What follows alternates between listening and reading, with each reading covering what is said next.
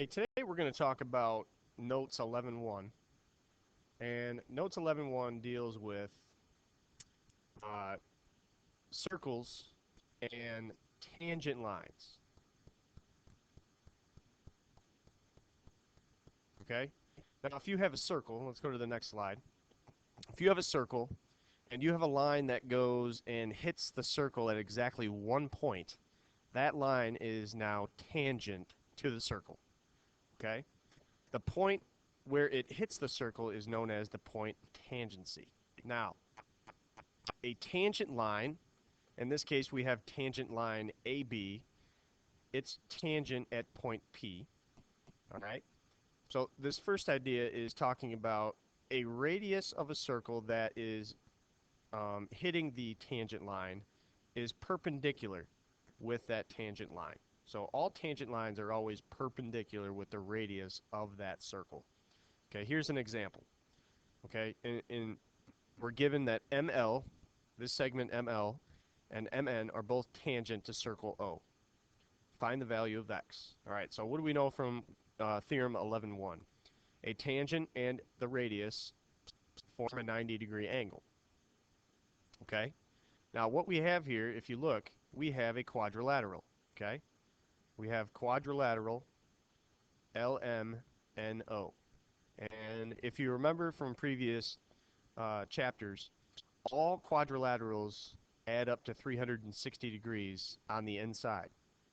So what I'm going to do is I'm going to add up 90, 117, and the other 90, and I'm going to subtract that total from 360 to get my missing angle. Okay, so when I added up 117 and my two 90-degree angles here, I got 297. Okay, subtract that from 360 is going to give us our missing angle where this x is here. And if we do that right, you should get 63 degrees. Okay, here's another example. This says segment BA is tangent to circle C at point A. So point A is the point of tangency. Find the value of x. All right, now one of these angles down here is 22, and we're trying to find this angle right here. Now remember, CA is the radius of that circle because it goes from the middle of the circle, the center, out to the edge of the circle. That is a radius. The radius and the tangent line or tangent segment are always perpendicular. So now instead of like the last example we had a four-sided shape, now we have a triangle. Okay? And with triangles I know they total 180 degrees. So just like before, I'm going to figure out this missing angle by using the sum of its interior angles. So we're going to have to add the 90 and the 22. And let's see, 90 plus 22. That's going to go there. And then I'm going to subtract that from 180. And that's going to give me 112 right here. Subtract that from 180. And our missing angle should be 68 degrees. Okay, so some previous knowledge is applied there. Okay, here's a real-world connection, okay, about dirt bikes. A dirt bike chain fits tightly around two gears. You can see these are the two gears are the circles. The chain and gears form a figure like the one at the right. Well, actually it's below. Find the distance between the centers of the gears. Okay, so let me get a line going here. Okay, what we're trying to do is we're trying to figure out this distance between the two centers of the gears. Okay? Now, what I do know is between the 2 points of tangency, that length is 26.5 inches. We also know the radius of the larger gear is 9.3. So, what we need to do is first, I'm going to kind of highlight this tangent line there. And now if I slide that down each radius, right, it's going to hit the center of the smaller gear first, okay? It's going to hit the center of the smaller gear first. So what I have here is I have a right angle. That was the right angle that came down, okay? Now, this length is no longer 9.3 because I slid it down a little bit so that it hit the center of the smaller gear. Okay, the radius of the smaller gear is 2.4 inches. So if I were to look at the triangle itself and take that out of there, okay, this still stayed at 26.5.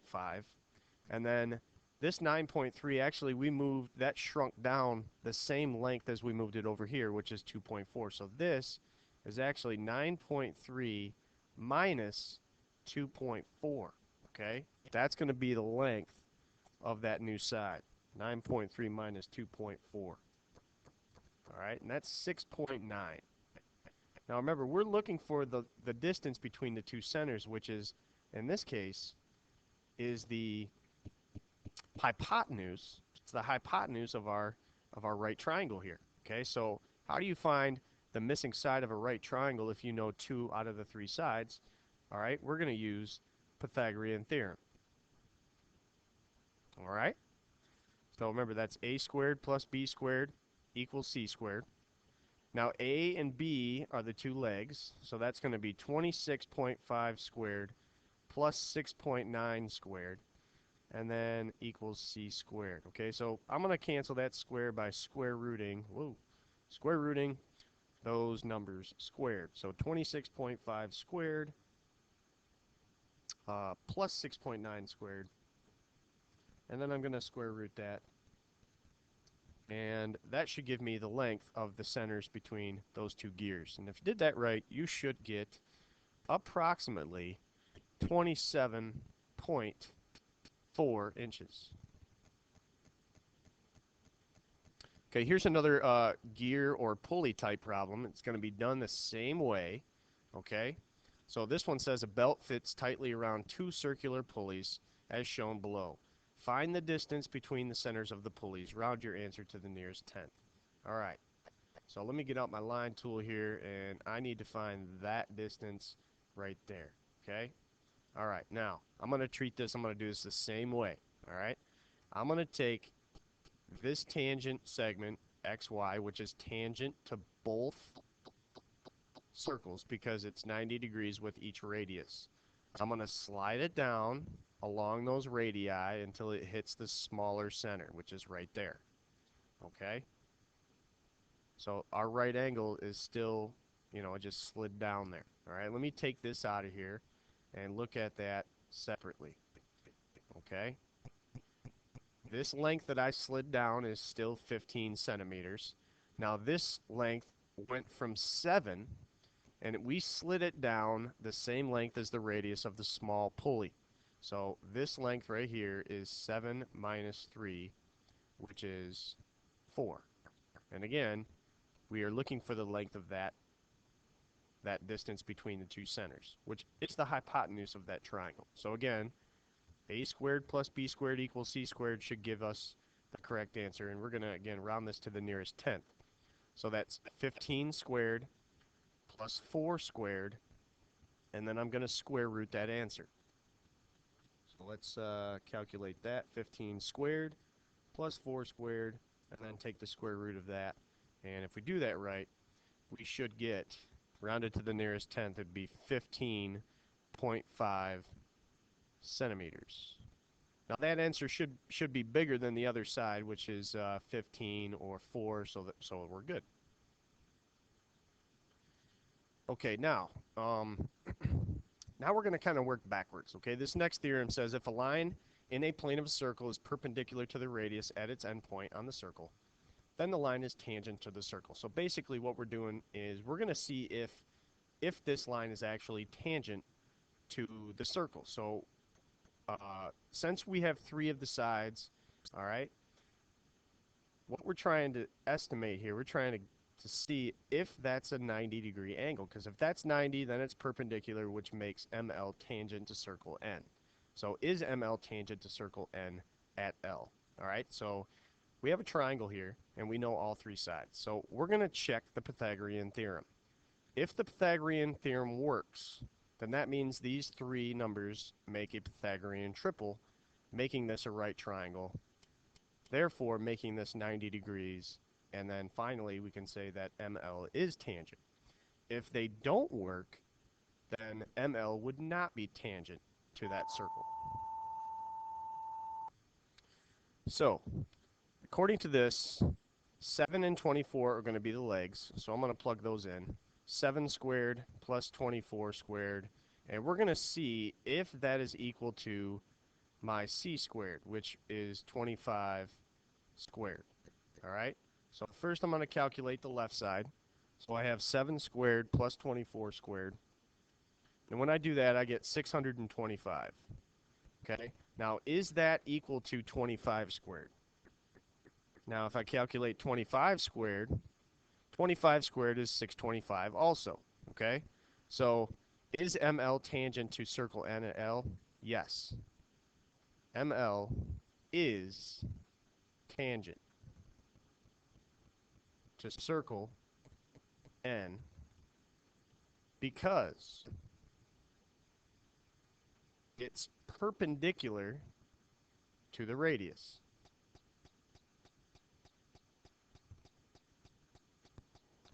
All right, so let's try another one here. This is the same concept. Here again, we have a right triangle, hopefully. And if this is a 90-degree angle, then PA is a tangent line or segment to this circle O. So all the sides are labeled. Okay, 12 would be our C, 5 would be our A, and 13 would be our B. So let's plug those in. 5 squared plus 13 squared equals 12 squared. 5 squared plus 13 squared. Okay, that gives us 194. Is that equal to 12 squared? Now 12 squared is 144. So as you can see, this is a no. Okay, those do not equal out. All right, some of you may have noticed that this side, 13, is bigger than the apparent hypotenuse. All right, that should automatically tell you no as well. So some of you may have recognized that right away. But in this case, I just wanted to show you how to prove it by using the Pythagorean theorem. So this one is definitely a... Okay. The next concept we are dealing with is Theorem 11.3. And it says, the two segments tangent to a circle from a point outside the circle are congruent. So if you take a point outside of a circle and you draw two tangent segments from that circle or from that point, then these two lengths are going to be the same. Okay? So we're going to use that concept to answer this question. It says, as an example for circle O is inscribed in triangle ABC. Okay, that means this circle is drawn on the inside of that triangle. Find the perimeter of triangle ABC. All right, so all of these points right here are points of tangency. So let's start from point A. All right, these two segments coming from point A are congruent to each other. So if AD is 10, that means AF is also 10. All right, let's go down here to C. From C to this point of tangency F would be the same distance as C to the other point of tangency, which is E. So CF is 8, which makes CE also 8. Okay? Finally, over here, BD is 15. Now this is going to be congruent to BE because there's two tangents coming from the same point outside the circle. So I know that this is also 15. Now the perimeter, if we remember, is the distance around the outside of a shape. Okay?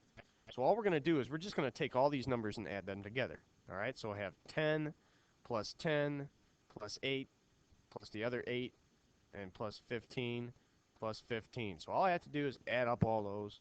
10 plus 10 plus 8 plus 8 plus 15 plus 15. And if we did that right, you get 66 centimeters. That would be our perimeter. All right, so let's wrap that example up for doing another one here. Again, this circle is inscribed inside, and this time we have a quadrilateral. All right, X, Y, Z, W, and we're going to find the perimeter of this quadrilateral. Okay, so let's start with X. I know XR would be the same distance as XU. So this is 11 as well. All right. WT is 7, so that means WU is 7. And I'm going to go around and plug in these numbers. ZT is the same as ZS. Those are 6 and 6. And then finally we have 8 and 8. Now that we have all those distances filled in, we can find the perimeter by just adding up all those numbers. And if you calculate that correctly, I believe you get 64 in this case, 64 feet. Okay, that concludes the lesson. Hopefully you grasp the concepts of a tangent line to a circle. And remember, tangent lines are always perpendicular to the radius, and a tangent that comes from the same point outside of a circle is always going to be the same distance to both of those points of tangency.